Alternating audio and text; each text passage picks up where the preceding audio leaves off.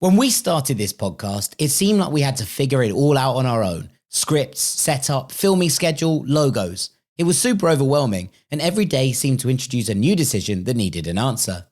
When you're starting off with something new, it seems like your to-do list keeps growing every day with new tasks, and that list can easily begin to overrun your life.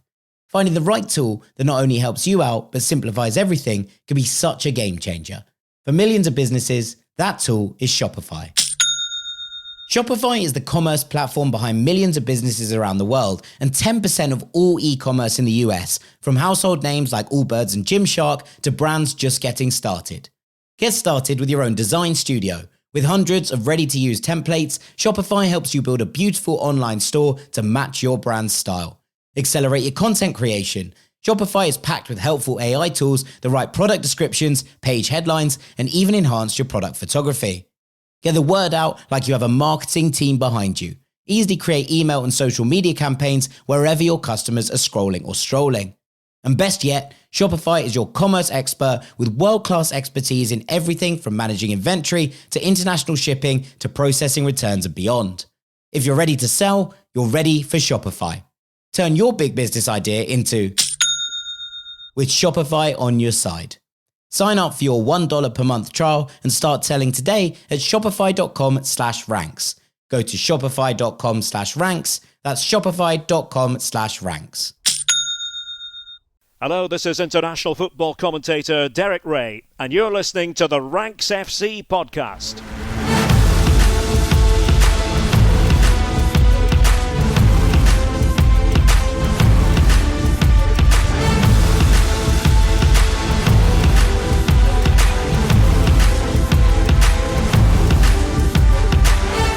Hello, Rank Squad, and welcome to part 2 of your Premier League preview for the 2025-2026 season here on Ranks FC. It's your favourite transatlantic football podcast. My name's Jack Collins, and joining me across the waters, the one and only Mr. Dean Jones. How you doing, mate? Hello, mate. Yeah, am I all right? I don't think I am, actually. I'm started to worry about what I said about Man United and Baleba and whether they're actually going to finish 5th since we recorded the last show. I'm like, I've gone too far. I've taken this too far because if they don't get him, then you're right. They're 8th or 9th, and I've over-egged it. But whatever, whatever. The episode's out. State that you were basing it on the premise that they get a central midfielder. Yeah, but the thing is, like, it's a lot of money, isn't it? And I keep going back over. It's like, but it means I know I'm being told that, like, well, they're going to make the offer. It's like, but this is Brighton. I keep forgetting that this is Brighton, and you don't just get their players out easily. So, like, I've kind of backtracked in my mind on it. So sorry, everyone. Man United are going to be in this conversation too, the relegated teams. This is it. So we did the top of the table, the European race. I think we did a little bit of a disservice, I think, to the likes of Nottingham Forest and Bournemouth and potentially Crystal Palace as well in there. But we're going to discuss them in part 2 when we come on to sort of where the established order are. But before we get to that, I think it's probably time to do a little bit on the promoted sides. Now, obviously, in the last couple of weeks, I've talked quite extensively about Leeds and Sunderland and how I quite like their squad building, what they're putting together.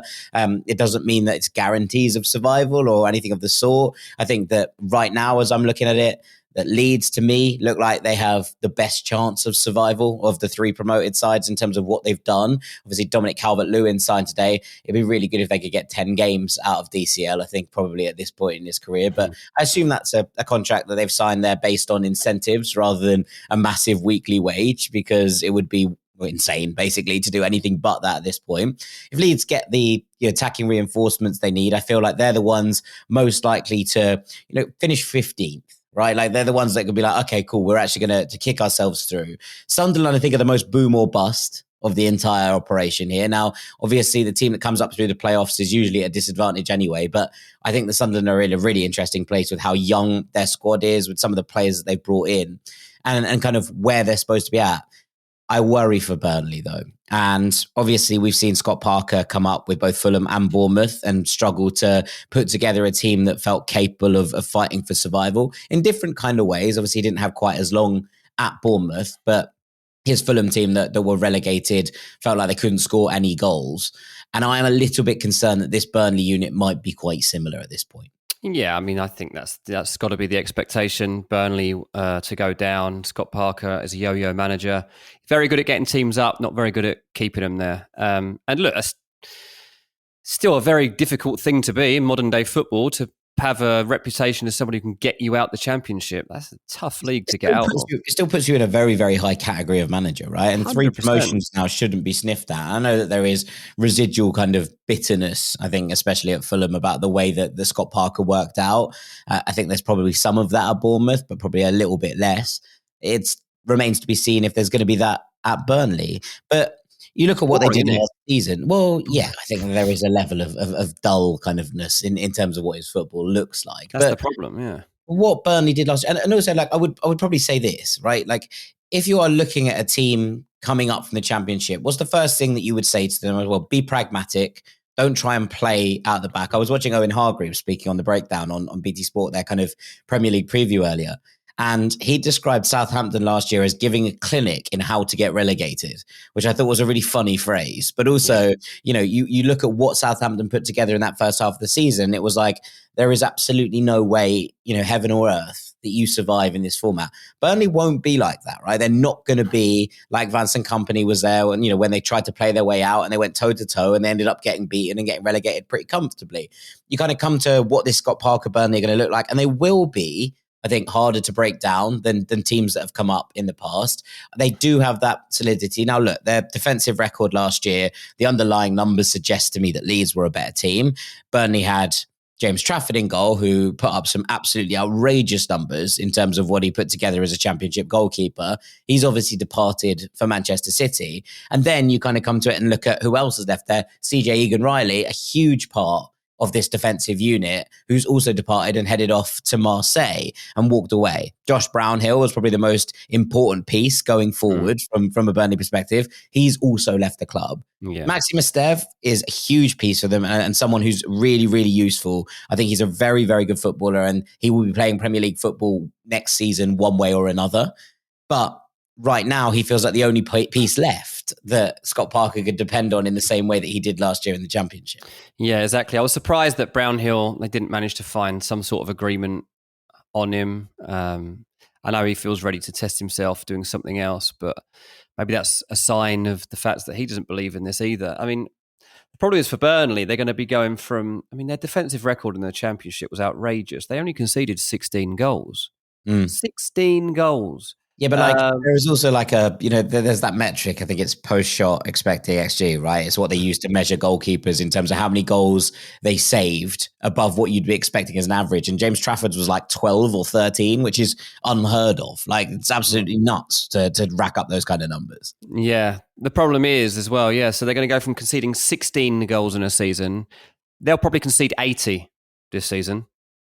And that's not me being a idiot here. Like, I'm not being like hard on Burnley. That's what happens when you get up to the Premier League and you're in a relegation battle. You concede about 80 goals. So have you got the goal power to come through that? Yeah, they probably don't, right? They were well off the pace of what Leeds were scoring at last season. And they haven't... We're talking about Leeds as needing a whole new attack, right? Like, that's where we're at. Leeds scored like 30 more goals or something than Burnley last season. So it's extremely difficult to see. And Scott Parker, like, I had no actual hard feelings against Scott Parker when he was Fulham manager. I felt that it was probably time to move on from him, but I didn't kind of despise him in the way that some other Fulham fans did. But I can't deny that a lot of the times it was sideways and backwards, and that he fell out with, Mitrovic, for example. It was very stubborn around Mitrovic, who's your best player, and stops playing him, and that comes to your detriment, but you stick to your guns and all these sorts of things. Especially when you score like 9 home goals all season. Exactly, right? So as a person, I'm kind of biased here because I've met Scott Parker a number of times and I really do like him. But no, the honest truth is he's probably not got enough to keep Burnley in the Premier League, and they're going to have to make a decision probably during the season as to whether they stick by him or they bring in someone and give it a shot at staying up. So that's where we are. I think we both agree that Burnley are going down. It's just a case of whether all 3 promoted teams go down. The likelihood is yes. It's just a case of, can they do enough, one of them, to drag the other teams properly into it? Because last season, the quality of the teams at the bottom was pretty poor, right? You get Tottenham, who lost so many games. Sure, and they were still 13 points clear of the relegation zone. Yeah. Like, what was it? Tottenham's lost, was it 22 games last season? Yeah, 22 games they lost. Wolves lost 20 games last season. Yeah, neither of them actually in any real danger of going down. So the promoted teams this year have to do a better job of at least giving those bottom end established teams something to think about. Yeah, I mean, I think you're absolutely right. And look, I think that there have been some good signings from a Burnley perspective, right? Like, I think that Leslie Iheanacho is a really good pickup. I think he's a really good player and will continue to develop. And that feels like a smart bit of business to me. Armando Broja, when he was playing for Southampton a couple of seasons ago, he looked like he had everything, right? Like, no, but like, look at it from this perspective. Yeah. I'm not saying that's a good signing. I'm going to come round on this. Okay. But like, when he was at Southampton a few years ago and you were kind of watching him, you're thinking, wow, okay, there's a centre forward who has a bit of everything, can get in behind, can hold the ball up, strikes the ball well. And then obviously he joins Fulham the season after on that 6-month loan, barely gets a game because Rodrigo Muniz goes through that ridiculous period of form. He goes to Everton last year, barely kicks a ball in anger. And at this point now, 23, this is his shot to be like, no, I still can do it.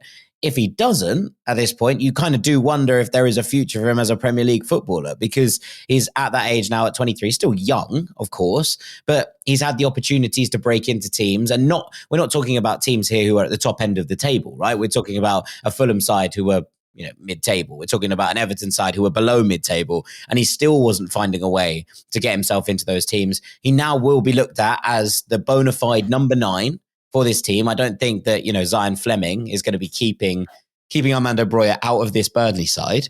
You look at it and think, well, this is your opportunity. Do I think it's a great deal? No, not really. I don't particularly like it. I do think Iheanacho is a very, very good signing. And I think that, last year they brought in Marcus Edwards halfway through the season. That's been made permanent now. That's going to be interesting. Can Jadon Anthony finally kind of make that step up from the Championship to the Premier League? We don't know at this point, but there was always the ability and the talent there. It's just a question of whether that's going to be enough. I think some of the other signings, Loom Choma, we haven't seen loads of when he was at Lazio.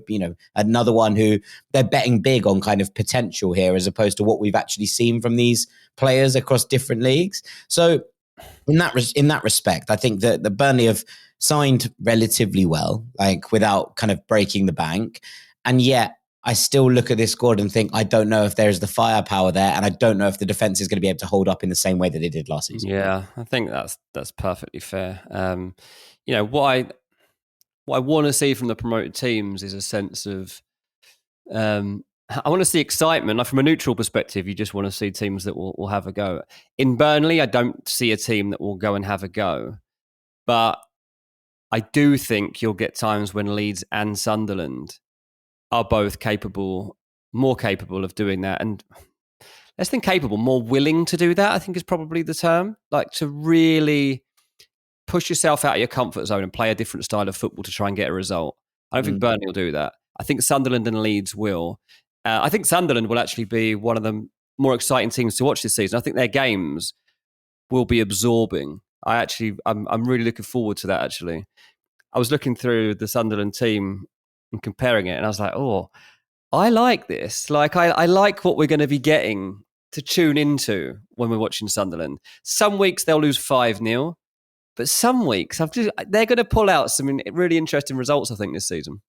Yeah, I mean, look, one of the things, I think it's a strange one with Sunderland and Leeds, in that they feel like they've gone at it in two very different ways. We've seen Sunderland really upgrade in terms of what they're trying to do at the top end of the pitch. We saw someone like Mark Yu come in on loan, which I think is really intriguing from their perspective. You look at the players that have come in central midfield. Obviously, Granit Xhaka is the one that takes the headlines, but I think that Habib Diarra and Noah Siddiqui are really, really intriguing talents. Obviously, Simon Adingra comes in. Enzo Lefebvre is made permanent.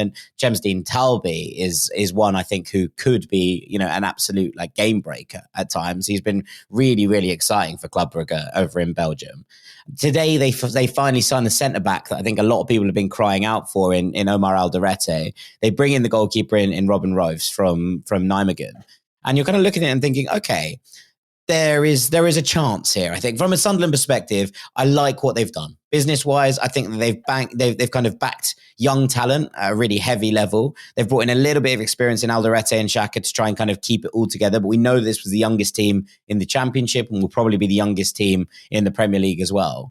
So you're looking at it and thinking, okay, you know, where are these players going to sit in? Is this team going to be good enough? And I don't know what the answer to that question is, but I think they've made a really exciting go of it in terms of if it does click and it all works for Sunderland, I think they have the potential to kind of finish highest of the three promoted teams. I don't think they're like Leeds are going to finish 12th, but I think that if everything clicked for Sunderland, they could.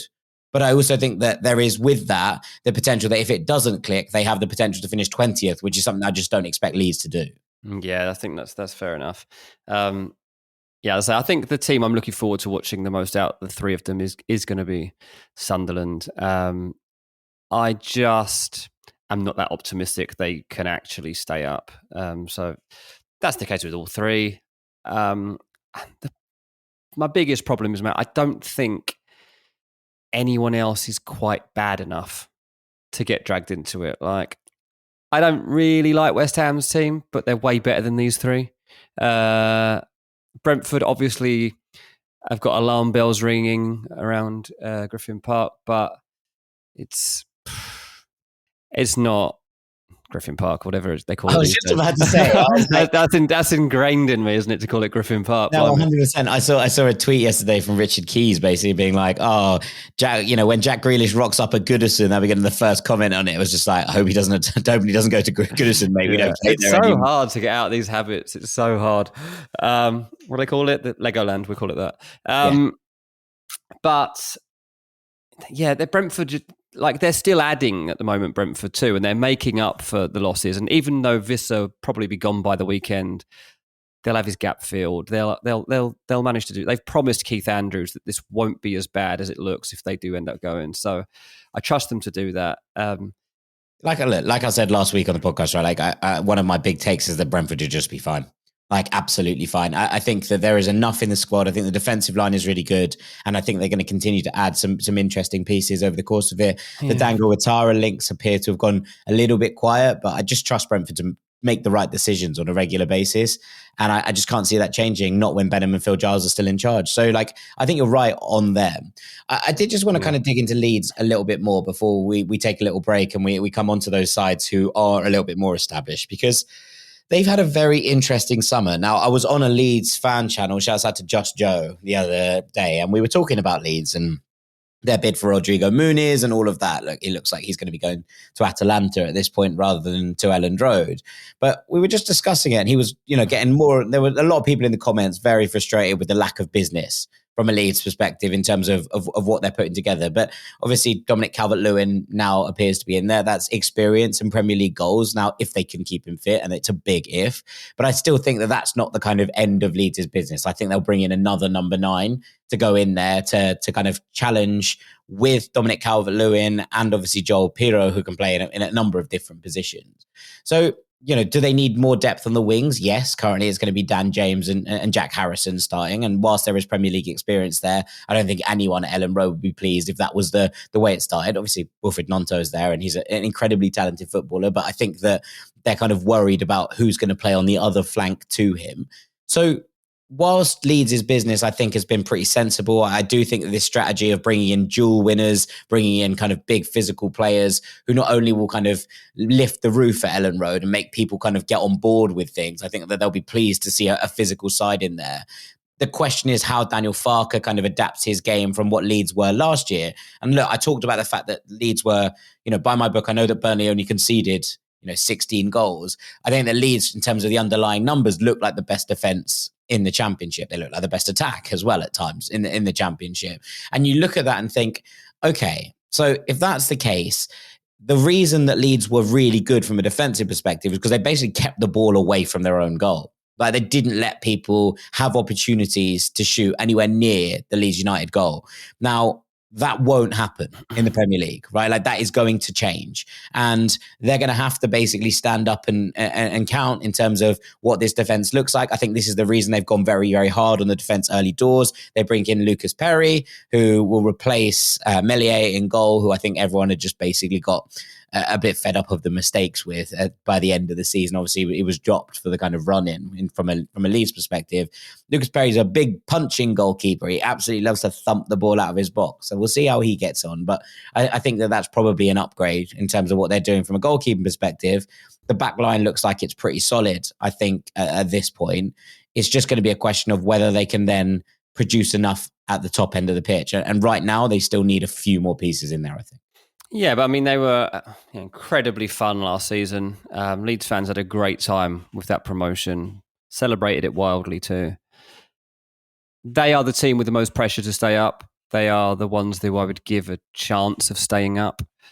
But this is a club that genuinely feels like they should be in the Premier League and can be in the Premier League.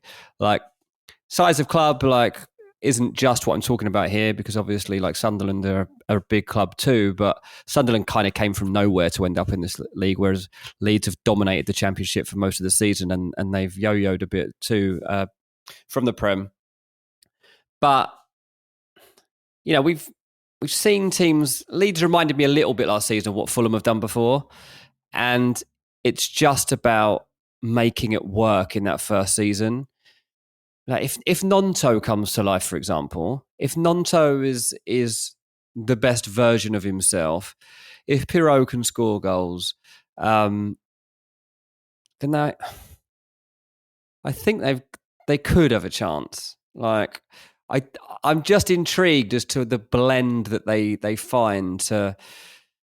Obviously, they love attacking and they score some amazing goals, and they just love being getting at people. Well, they loved being ball dominant last year, right? But that's Daniel Farke's style. The question is going to be, how does he adapt that? And that kind of turn to pragmatism is something that we've seen from certain managers be able to do that. Like you spoke about Marco Silva, right? That change from a pragmatic, a very dominant Fulham side to a pragmatic one when they came up to the Premier League was pretty obvious, I think, to all of us that watch them regularly. We saw this with Brentford and Thomas Frank. The fact that they were quite swashbuckly in the Championship, they came up to the Premier League and they were a lot more stodgy, but they were really hard to break down, and they had their own kind of ways of finding the ball in the back of the net. And that, I think, is the reason why they've been able to build the foundation. The question mark for me is not just about this attacking potential that Leeds have. It's about the manager and whether he's willing to adapt. He's had a couple of goes at it. We talk about Scott Parker. Can he learn lessons from what's gone before? Or can Daniel Farke as well?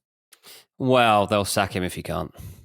Like, yeah, he already feels like he's, walking a tightrope, doesn't he? Because like, they were going to sack him at the end of last season anyway, even though he had a pretty good season. A good season. So he already knows that they're not sure if he's good enough. And it doesn't take a lot for the owners to be like, yeah, our hunch was right on this one. Let's go and get Sean Dyche. No, I don't know who they would get. But Mourinho to be Leeds manager by Christmas. There's a lukewarm take for you. Yeah, exactly. So I don't know what they would think is the answer if they did change. But you look at what they've got in the opening weeks, and it's not the best 3 games, is it, to start? Everton, kind of the Jack Grealish show, new start, everything else. But I do give them a chance of winning that game, by the way. I'm not saying they can't win that game, because I think Leeds can win that game. And the fact it's at home is great for them. Yeah, I was going to say, if the first game had been at the old New Dixie, then I think that would have been a very difficult one, but it probably won't. But then Arsenal and Newcastle, like, welcome back to the Prem. Like, they're 2 very tough games. So let's see what they can get out of those first 3. They need to try and pull a win out of one of them to give themselves some belief. But yeah, after that, it gets a little bit more friendly for them with Fulham, Wolves and Bournemouth on the cards. And they're the sort of teams that they'll hope to be, at least one or two of them, drag him into that fight at the bottom. And that's what they've got to try and do. Win those games against the teams that are around them, and they might have a fighting chance. Yeah, I mean, this is it. Like, you look at the Sunderland start, West Ham at home, the Stadium of Light will be absolutely cooking for that one on Saturday. Then they got Burnley away, and then they have Brentford. Like, you look at that and think, well, Sunderland could pick up 5-7 points from those 3 games. That's a really, really good start. Like, it's a really, really good place to build from. And I think that is the kind of thing that you look at and say, if you are going to survive, this is where you get those runs of form that really do kind of make people sit up and take notice. So We'll see. We'll talk a little bit about those clubs who they'll be hoping to reel in when we come back after the break. Don't go anywhere. When we started this podcast, it seemed like we had to figure it all out on our own. Scripts, setup, filming schedule, logos. It was super overwhelming, and every day seemed to introduce a new decision that needed an answer. When you're starting off with something new, it seems like your to-do list keeps growing every day with new tasks, and that list can easily begin to overrun your life. Finding the right tool that not only helps you out, but simplifies everything can be such a game changer. For millions of businesses, that tool is Shopify. Shopify is the commerce platform behind millions of businesses around the world and 10% of all e-commerce in the US, from household names like Allbirds and Gymshark to brands just getting started. Get started with your own design studio. With hundreds of ready-to-use templates, Shopify helps you build a beautiful online store to match your brand's style. Accelerate your content creation. Shopify is packed with helpful AI tools that write product descriptions, page headlines, and even enhance your product photography.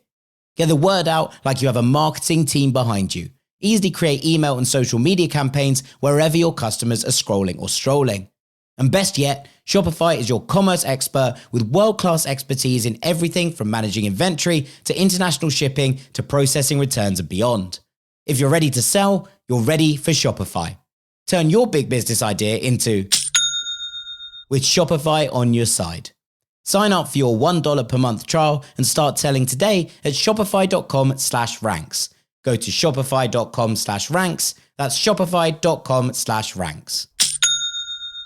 Welcome back to Ranks FC and the second part of our big Premier League preview. We've talked about the three promoted sides now. Let's go to some of the teams who they'll be hoping to drag into that relegation dogfight. And look, there's a few teams here I think that might end up being dragged in. I don't know which of them will be. I don't think all of them will be, but I do think that you're looking at Wolves, West Ham. We don't know quite what Brentford are going to look like. As I said, I think they'll be fine, but it does feel like the start of the season is really important. Fulham, maybe Everton. I think we'd probably give the benefit of the doubt to Palace, Bournemouth, and Nottingham Forest, who we'll talk about a little bit more towards the end. I feel like their ceilings are probably higher at this point, but I kind of wanted to start with Wolves, Dean, because it's obviously been a bit of a strange summer at Molineux. Now, obviously last year we saw the fact that Vitor Pereira came in, was questioned in terms of what he was looking for and what he was trying to do. There was question marks over him, and look, including on this podcast, I really wasn't sure, having watched him,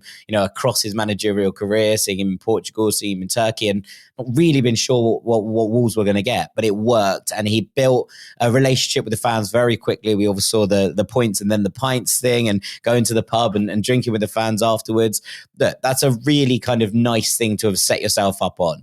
But obviously this summer they lose Matheus Cunha, who was the talisman of this team last season. They lose Ryan Aït-Nouri to Manchester City, who's been a stalwart for Wolves over the last couple of seasons. And there's a few more. Pablo Sarabia going to Al Arabi on a free transfer, I think leaves a little bit of a hole. And Nelson Semedo leaves as well. Now, those two, 33 and 31 respectively, it's not the end of the world. Gonzalo Guedes also goes out the door for a very, very small fee to Real Sociedad, which I thought was interesting. But you're looking at it and thinking, okay, there's players there in Aït-Nouri and Nelson Semedo in particular, I think have been big parts of this team. And Cunha, was the guy that they looked to last season to kind of win games on their own. I was talking to Sean Derry earlier, and he was just discussing basically the fact that occasionally, the difference between the promoted sides and the teams already in the Premier League is that almost every side has one player who can just win a game by themselves. And that was Matheus Cunha. Now, I think what's interesting from a Wolves perspective is I think they've bought quite interestingly. I think Fer Lopez is someone who I really like. I thought his kind of breakout at Celta was really, really impressive. And he's obviously got a relationship with Jürgen Strand Larsen, whose move was made permanent after the loan last season. They bring in John Arias, who's a bit of a wild card from Fluminense, who had a brilliant Club World Cup and has been excellent in an international kind of sense for quite some time, but also for Fluminense over in Brazil. They replaced Aït-Nouri with David Moller-Wölfer from AZ Alkmaar, which I think is just a case of nominative determinism, really. They just saw Wolf in his name and went, yeah, we'll have him, because I don't know. I've watched quite a lot of AZ over the last few years, and he's fine. But he's not showed me anything to suggest that he was going to set the world on fire if he didn't light up in the Eredivisie. I don't know if that's the answer from a Wolves perspective at left back. Maybe I'll be wrong on that one. Maybe this is the move that makes it happen. they just feel a little bit light to me in attacking positions and who's going to kind of step into these roles and who's going to create things. And one of the things that Sean was saying earlier to me was he was having a chat with Jorgen Strand Larsen, who seems a little bit worried about the service he might receive this season compared to last year. Yeah, I think that's fair. I mean, what I would say is that you've got to basically compare Wolves then to the teams that have just come up. And look, they don't look like world beaters on paper, but they do actually have a solid Premier League spine as far as I'm concerned, especially if they can get a bit more out of the middlemen. So like if you look at like Jose Sarr in goal, proven, very good Premier League goalkeeper. Agbadu, and Johnson there, to be honest. Like, as in there's keepers there who are both perfectly capable. Like, I don't think Jose Sarr is anywhere near where he was a couple of years ago, where he looked like one of the best keepers in the league. But like he's fine. Agbadu in front of him, I love. I think Agbadu is great, and I don't think he'll be at Wolves for too long. So just to pull out one defender, I think that he's good. Gomez and Andre in the middle, I think you can get more out of them, but I also think they're both extremely good footballers and better than most of those three promoted teams have got.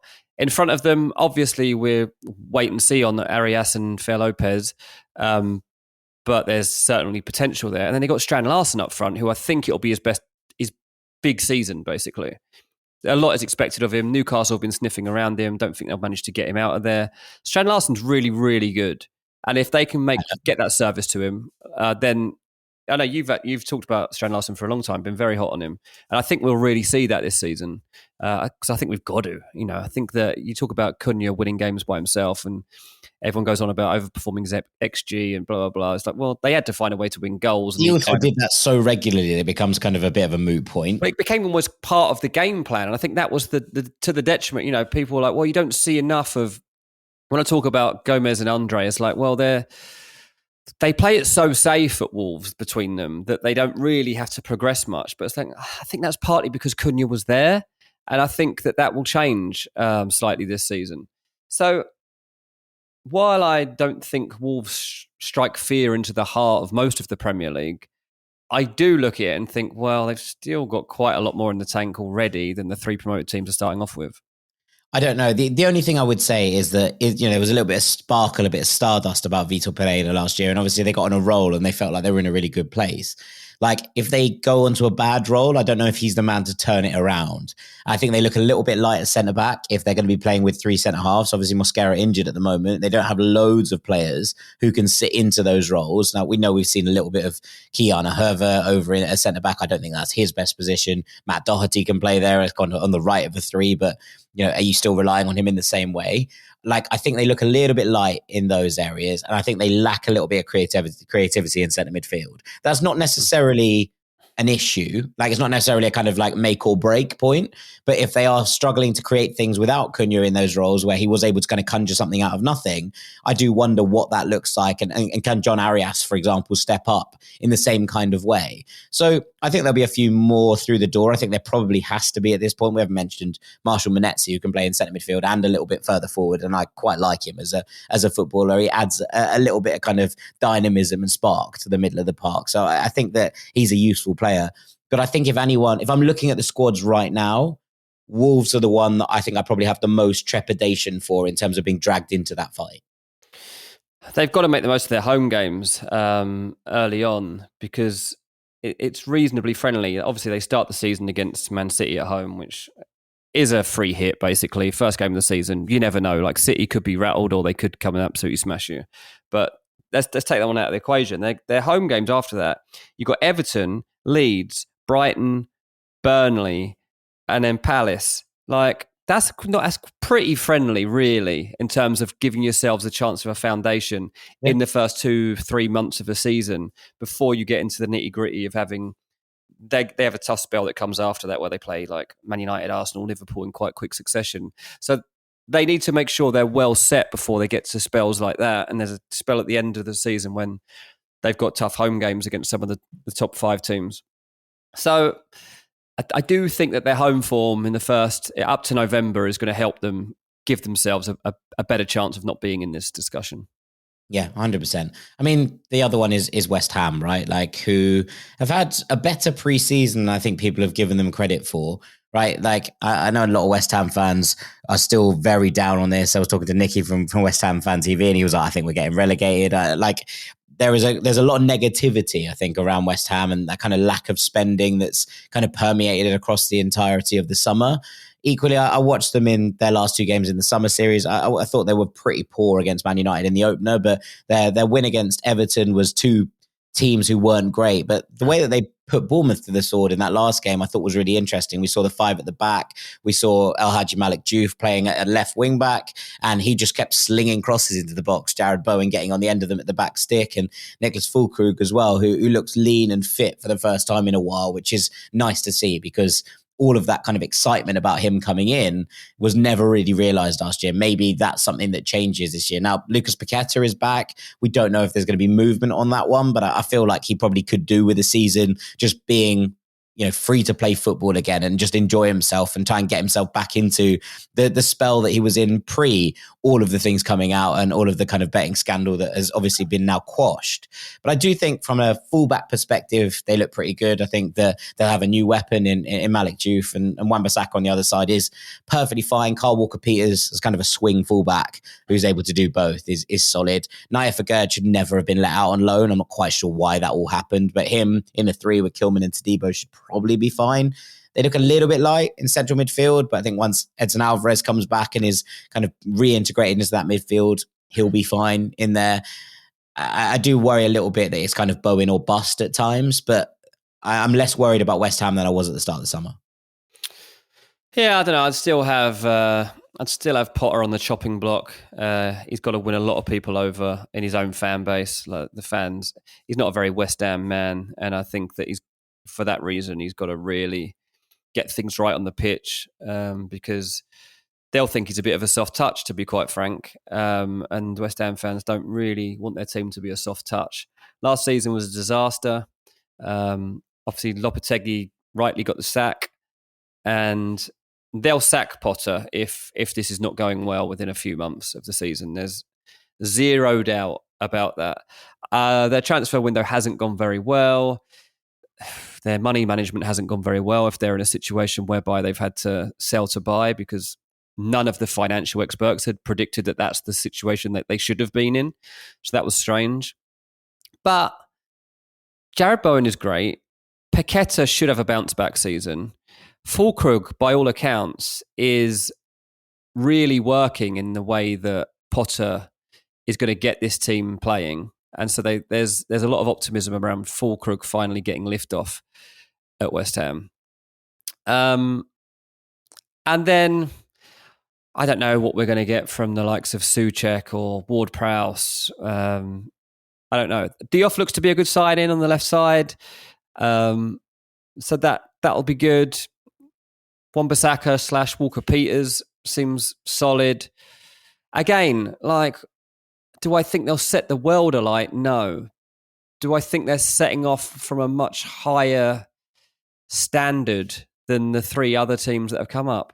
Yes, I still think they are, even though they're not that good. We've seen in pre-season that to even be in the Premier League, you have to be so good to have even survived. And that's the difference. That's why we always have this gap. I just think that if they lose that first game at Sunderland at the Stadium Light, and you know what it can be like with, a newly promoted side and so much excitement around. No, I know. But what I'm saying is, if they were to lose that opening game, then the next game they have is Chelsea at the London Stadium. And if they get absolutely drubbed there, the fan base are going to go absolutely ballistic, because that's a game that matters so much to West Ham and for so long. And last season, I remember the anger about the fact that they just weren't showing up for those games. It's not the easiest of starts, because it goes, Sunderland away, then Chelsea at home, then Forest away, then Tottenham at home, and then Palace at home. And you're like, okay, there's 3 London derbies in there straight away.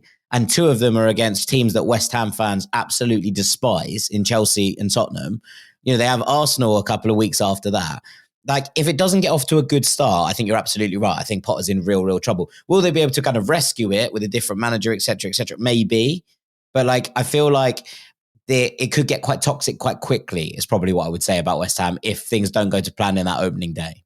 Yeah, but they'll just turn on the manager and he'll be sacked, and then they'll have to fix it that way. And Maybe it is someone like Sean Dyche that comes in. I don't know. But that's the other thing with West Ham, is that relegation isn't an option. And they have given such a wake-up call last season of how quickly things can turn that I don't think they would wait around to find out what happens if they stick with the manager this time. I think they'll act pretty quickly rather than, we'll give them another few games. We'll give them another few games like they did previously with Lopetegui, and it proved to be a waste of time.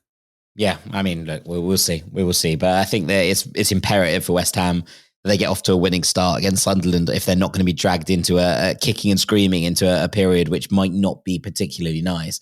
We've talked about Brentford, obviously, earlier on in the show, and also we talked about them at quite a length last week. So I don't want to go in too deep, but there is the kind of thing hanging over this that everything just feels so fresh, right? Like, and I think that's the bit. I was watching some different kind of takes on this and where they're at, and people have been like, it's okay to lose the manager, and it's okay to lose a couple of first teamers who are kind of key to what you're doing. It might not be okay to do both, and I think that's the only kind of thing that hangs over Brentford in terms of. I really like the way Keith Andrews talks. I really liked him as a pundit. Does that translate into management? I think, to be honest, communication is a key element of this, especially at Brentford. And obviously, Matthew Benham's seen something in Keith Andrews that he feels like is, going to be able to be a continuum, should we say, from what happened under Thomas Frank.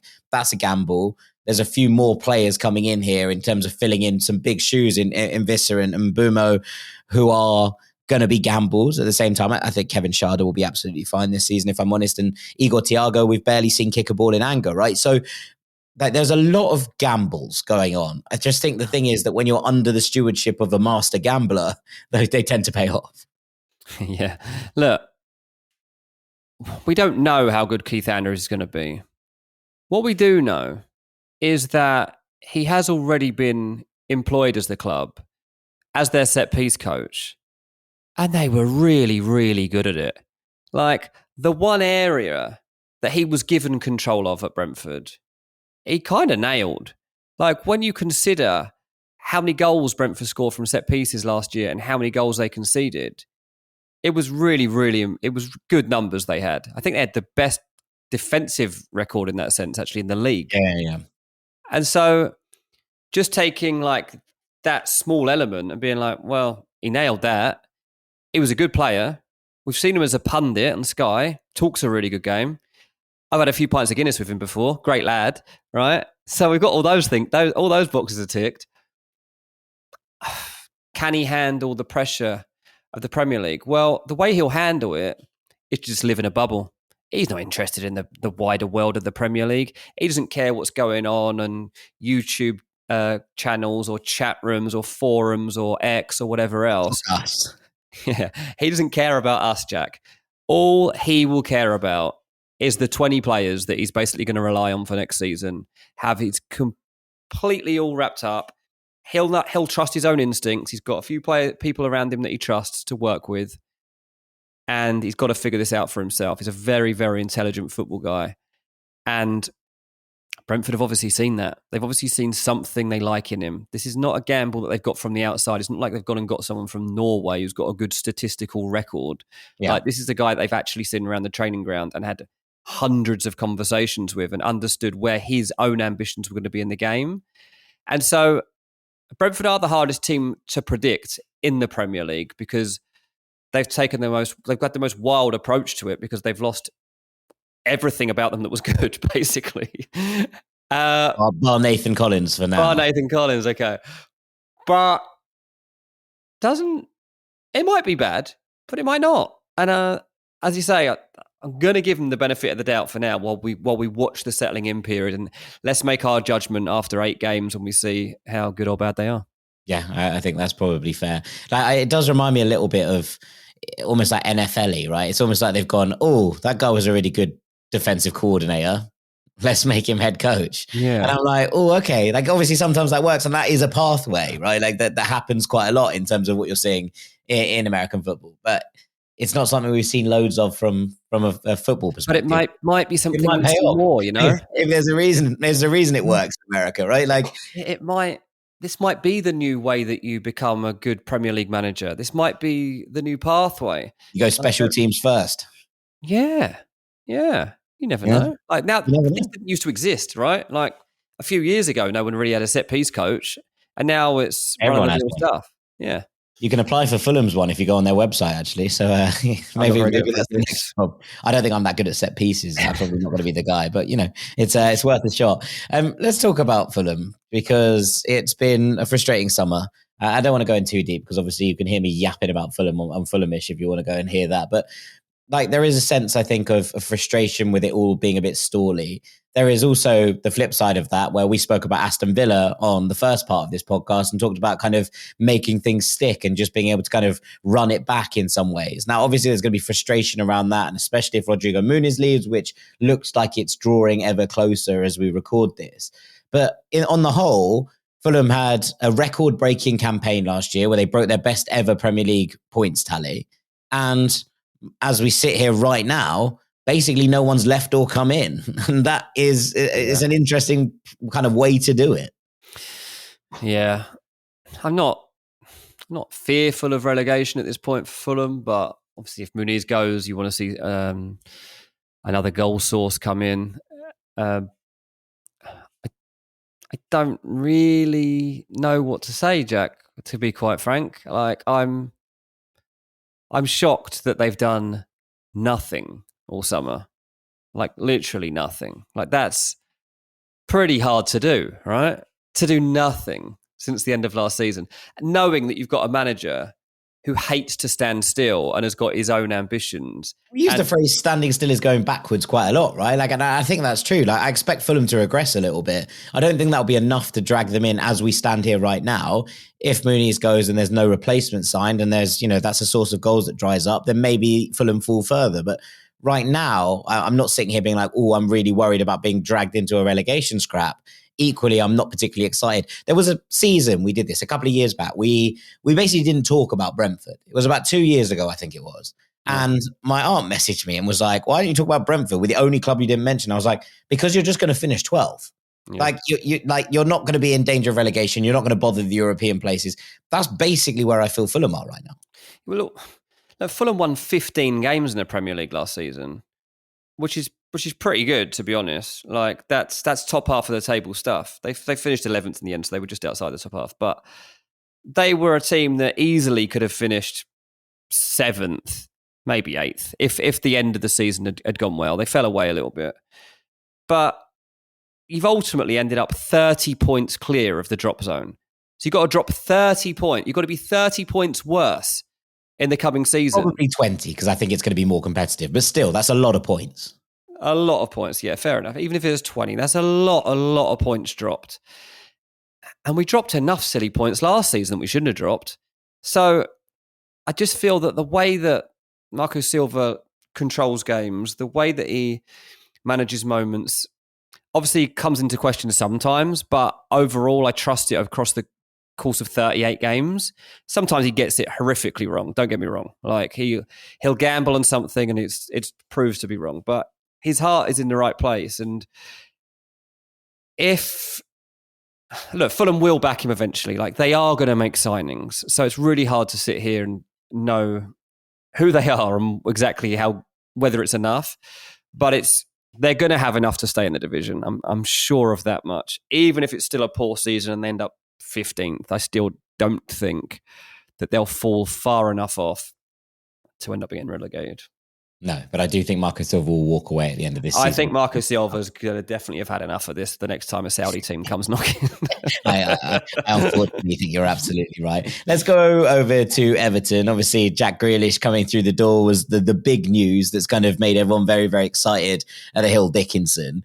Kieran Dewsbury Hall came in. Look, a couple of weeks ago, I sat there with Adrian Heath and basically was like, I don't know what Everton are doing because their squads feel so thin and the kind of optimism of the new stadium and everything that was kind of happening there early on felt like it was kind of being ebbed away by Moyes coming out and being like, yeah, loads of players don't want to sign for us. We haven't got enough attacking quality. Some of the performances in the summer series were dreadful. Since then, obviously, Kiernan Dewsbury-Hall's come in and Jack Grealish has come in. And I think that things feel like they've changed a little bit. Now, how Everton and how David Moyes balances Jack Grealish and Iliman Ndiaye, I think is going to be really interesting. One of them is probably going to have to play in that number 10 role. Who that is, I don't really know yet. But I think it feels now like Everton are moving in the right direction. They're making some signings that are making people excited. And, a couple of weeks ago, I had Everton kind of below Palace, Fulham in the table. I probably have Everton above, at the very least, Fulham now at this point in terms of what they've brought in and the way that they might well be able to kick on.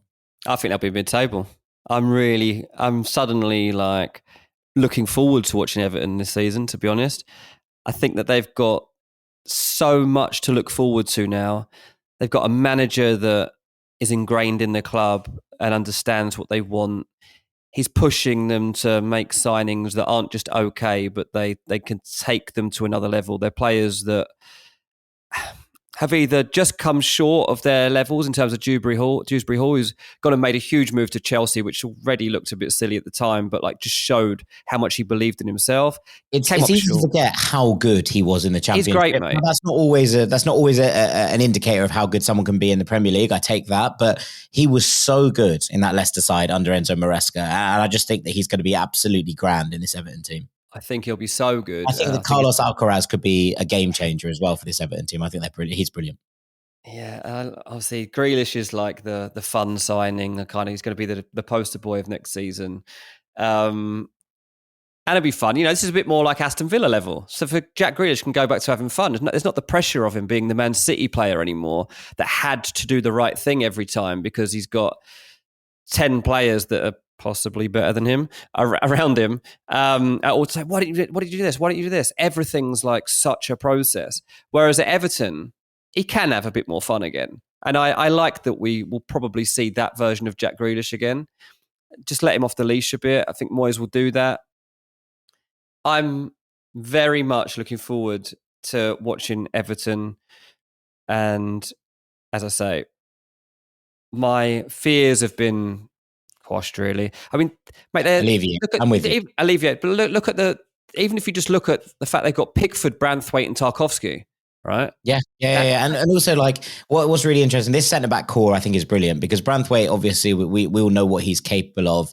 They have the kind of old boys in Tarkowski and Keane to help him and Jake O'Brien move through. Jake O'Brien playing at right back at the end of last season, I thought was excellent. And that means that they can kind of tilt and send their left back flying forward. Now, whether that's going to be Mikalenko or whether Adam Asnou can come in and kind of shift him from that position, I think is going to be really interesting as a battle. I like Mikalenko, but I know that Everton fans at points are very frustrated by what he brings to the table as well. But that back line looks rock solid from where I'm standing. I think that in the centre midfield areas, you've got obviously James Garner and Idrissa Gana Gueye at the base of that, who you pair them with a Dewsbury Hall or an Alcaraz. Maybe they're a little bit light, maybe one light in there, but then you can push forward. We might see Grealish in the 10, we might see Ndiaye in the 10. I think they probably need one more winger to play off that right-hand side. I'm not sure Dwight McNeil is going to be the answer for the entirety of the season.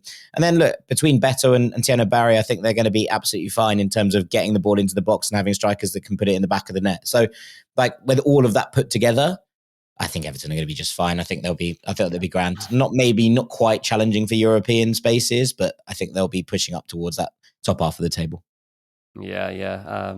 Look, even just as a fan, you see these types of signing coming in and knowing you've already got players like NDI and stuff who are going to be completely sound. You've got Barry up there to add new competition and stuff. You haven't got DCL to miss sitters anymore. I think it's a good place. They're going to enjoy their new stadium. Yeah, it looks a lot healthier than it did a couple of weeks ago.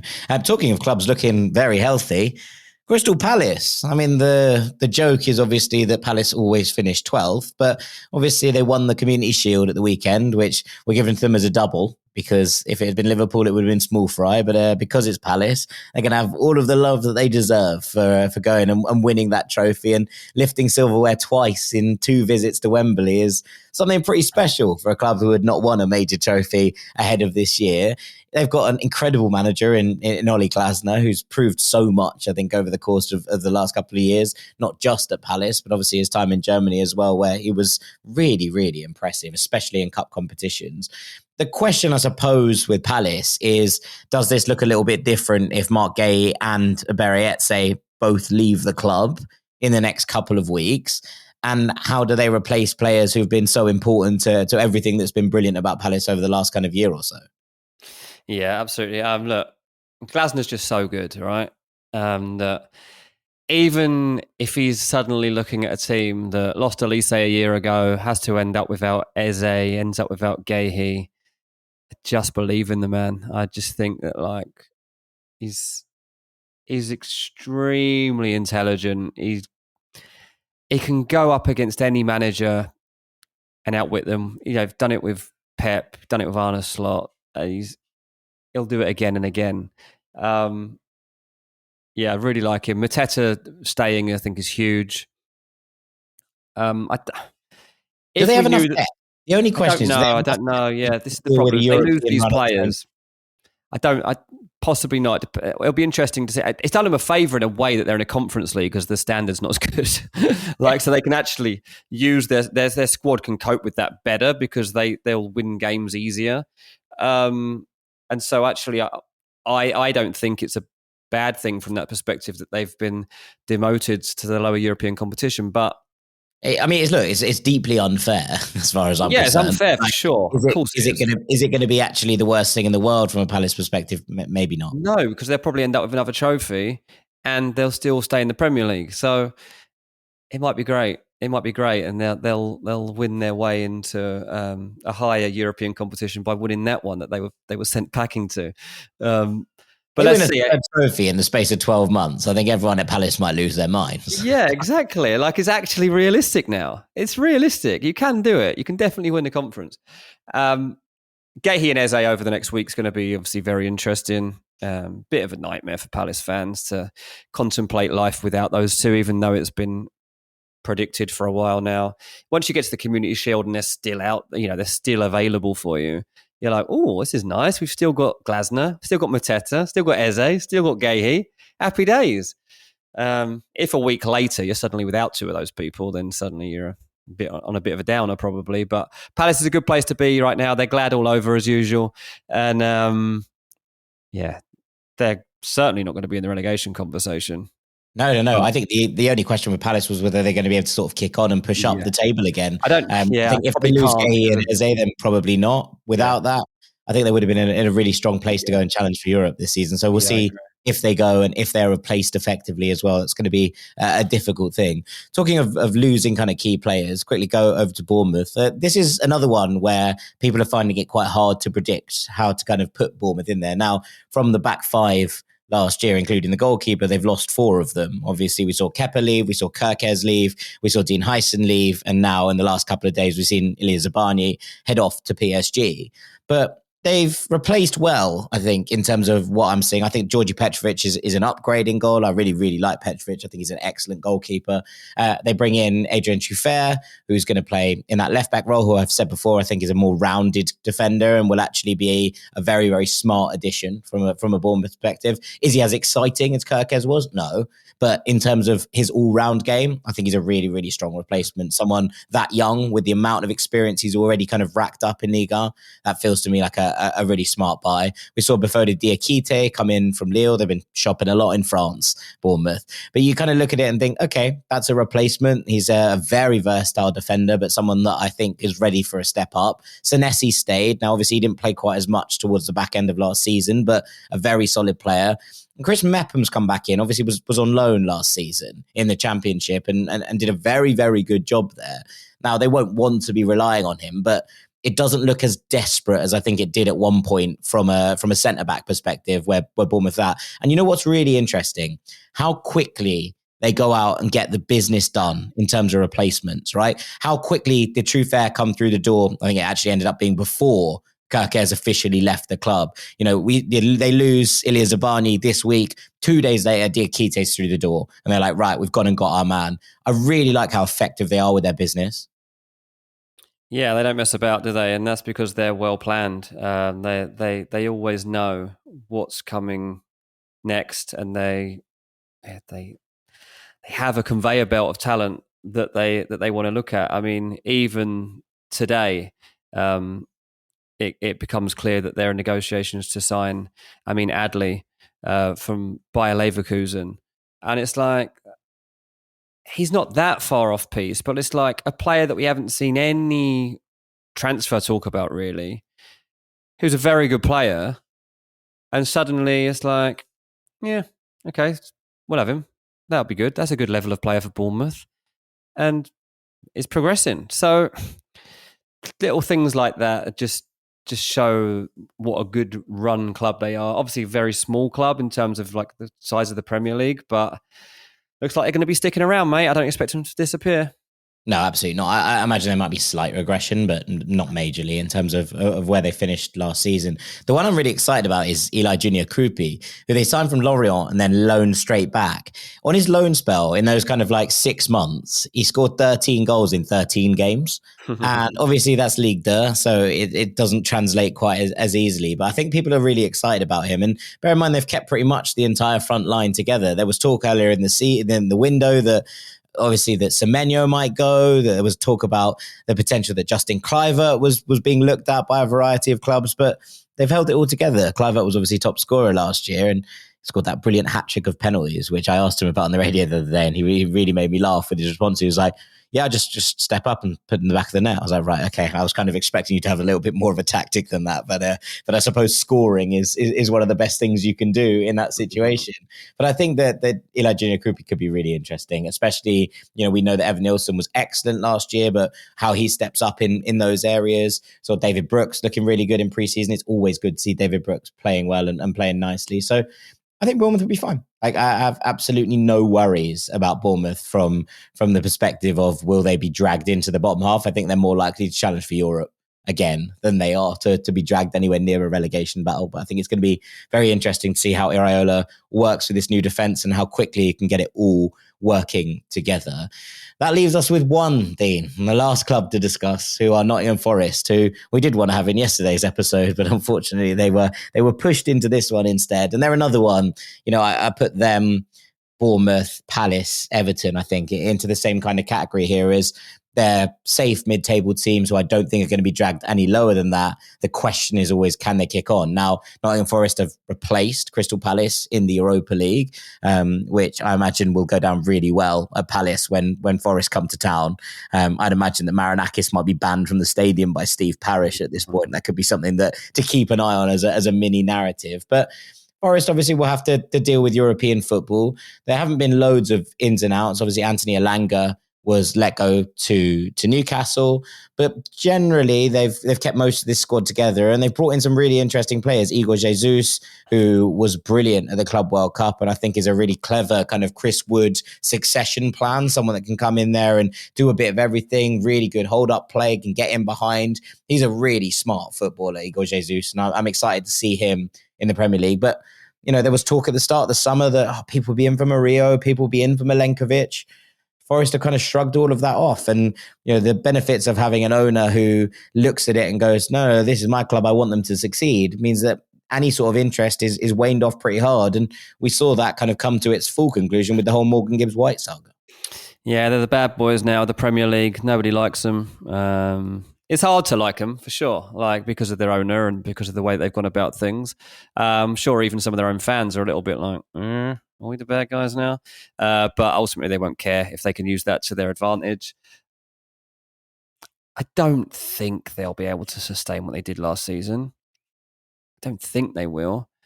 But defensively, they've got a great base and keeping, having Sells, having Murillo, having these sorts of players that are so dependable. Great foundation to build on, which they've looked to do quite carefully. Still looking to add before deadline day.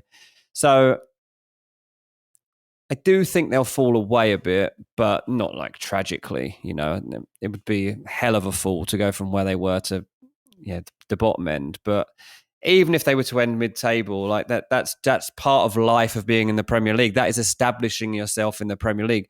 Last season's probably an anomaly, right? They're not going to be able to achieve that very often, most likely, especially as all the other teams around them are strengthening. So I'm going to be a bit cagey about Forest. I'm going to trust them defensively, but I'm not sure that I don't know. The whole Chris Wood thing obviously was massive for them last season. They need something else this time around. So I'm waiting to see what that's going to be. Yeah, look, I do think that'll be Igor Jesus. Like, I think he will kind of take up the mantle. Yeah, it could there. be. I just don't know enough about it. I just haven't seen him barely beyond YouTube highlights. Yeah, I mean, look, I think Dan and Doy is a really, really interesting replacement for Elanga. It does suggest to me that they're thinking about it, because one of the things I wonder about Forest is obviously there was a little bit of a drop off towards the back end of last season. Now, being in a Champions League place would have been incredible for the club, but ultimately it ended up kind of shifting backwards, and they ended up kind of in the Conference League spot, but they've ended up in the Europa League, obviously. But what I do wonder is, have teams worked it out a little bit? Our team's not going to be like, okay, we're going to come on to Forest. We're going to let them have that space in behind to attack, which was such a crucial part of the way that they operated last season. Our team's going to have got wise to that. And what do they do to change it? Have they got the pieces, the requisite pieces in place to be able to dominate sides and actually kind of win those games by having 55, 60% possession? That, I think, is going to be the question mark for me from what I'm looking at. But I generally feel that you're looking at this team here, and without losing many players, they've augmented, in particular, I think, in their centre-back areas. David Carmo came in, Jair Cunha, another one from Brazil. I think the Forest are going to be absolutely fine. I agree that there'll be a little bit of regression. I think that, we spoke about the fact that we expect Manchester United and Tottenham to be in the top half these years. So every time I say, at Bournemouth, there might be slight regression, and Nottingham Forest, there might be slight regression. Yeah, I assume that they're the kind of two places that get dropped end up being those places that Man United and Tottenham potentially shift up the table, that Brighton end up maybe above, a Nottingham Forest next season. But I don't think that's anything to be particularly worried about. So I think the Forest will be absolutely fine as well. And that completes all 20 teams that we've had a discussion on. There you go. We're going to take a little break there. And when we come back, we're going to finish this with a quick little episode about breakout players, player of the seasons, a couple of Golden Boot winner suggestions as well. Don't go anywhere. When we started this podcast, it seemed like we had to figure it all out on our own. Scripts, setup, filming schedule, logos. It was super overwhelming, and every day seemed to introduce a new decision that needed an answer. When you're starting off with something new, it seems like your to-do list keeps growing every day with new tasks, and that list can easily begin to overrun your life. Finding the right tool that not only helps you out, but simplifies everything can be such a game changer. For millions of businesses, that tool is Shopify. Shopify is the commerce platform behind millions of businesses around the world, and 10% of all e-commerce in the US, from household names like Allbirds and Gymshark to brands just getting started. Get started with your own design studio. With hundreds of ready-to-use templates, Shopify helps you build a beautiful online store to match your brand's style. Accelerate your content creation. Shopify is packed with helpful AI tools that write product descriptions, page headlines, and even enhance your product photography. Get the word out like you have a marketing team behind you. Easily create email and social media campaigns wherever your customers are scrolling or strolling. And best yet, Shopify is your commerce expert with world-class expertise in everything from managing inventory to international shipping to processing returns and beyond. If you're ready to sell, you're ready for Shopify. Turn your big business idea into with Shopify on your side. Sign up for your $1 per month trial and start selling today at shopify.com/ranks. Go to shopify.com/ranks. That's shopify.com/ranks. Welcome back to Ranks FC, the third and final part of this second episode around the Premier League preview. There's been a lot of content here, but I want to finish it off with something a little bit fun. So, Dean, I'm going to just pick your brain on a couple of things and throw a few suggestions out myself as well. I want to start with who you think might be in the conversation for player of the season when we get to the end of this. Well, Jadon Sancho is going to be in there, isn't he? He's Jason Sancho. So obviously straight away I've got to take my mind to where I think the title is going to be won, and we've obviously deciphered in the past episode that I think Arsenal can come very close or at least pip Liverpool to the title. So as part of that, you would have to say Saka and Declan Rice would be straight away in my thinking. Maybe Zubimendi if he's as good as he looked so far. So there's that to consider. Over at Liverpool, like, I can't believe that we're going to be in a time where Salah or Van Dijk is going to be player of the year. So I'm not going to go there. But I will suggest that maybe Wirtz could be player of the year because that seems feasible. And beyond that, Cole Palmer. And who else am I going to put forward as a candidate here from Man City? Am I going to go as obvious as just Haaland, or is there somebody else? Probably just Haaland. Yeah, I think I'll probably just leave it at that as my shortlist. Is there anyone obvious that you think I've missed out? No, I was going to talk about Florian Wirtz as well. I think that kind of shift to him being the point of Liverpool's attack is going to be a really interesting thing to watch. But I imagine he'll have an excellent first season. I do think that if Arsenal do win the title, this could go somewhere slightly unexpected. Maybe it goes, rather than being Gyökeres who kind of leaves this, or Saka, I wonder if we're talking about a William Saliba after a defensive masterclass where Arsenal concede like 20 goals over the course of the entire season. Or we're talking about Martin Zubimendi as being I think Zubi's a good outside shout here. Yeah, like that kind of thing where you're like, obviously Rodri was so praised and lauded after what he did for that Manchester City side. If we see something similar from a Martin Zubimendi as Arsenal finally break that drought, I wonder if he's in that conversation. That could be slightly interesting, but I think you've hit the big bases in terms of what that looks like and who that player is. Look, if Chelsea make a run at it, I say that Moises Caicedo will probably be player of the season. Well, maybe, yeah, exactly. Yeah, it's only because I've only really put Cole Palmer in there as the Chelsea player because of his standalone ability. Like, he's kind of fireproof. It doesn't matter if Chelsea come 9th or if they come first. Like, Cole Palmer's likely to be one of the best players in the league this season, so that's why I threw him in there. Okay, all right. Let's talk quickly about some breakout players. I think that we'll have slightly differing views on who these might be. So I'll go to you first. Well, I really want to see Rio Ngamoa, don't I? I've talked about this on here, and I've tried to gauge from Liverpool reporters how much they think I'm going to actually get to see of him. And they do encourage me that we will see Premier League game time. Obviously, I guess it's how well it goes in his first outings as to whether we see any more beyond that.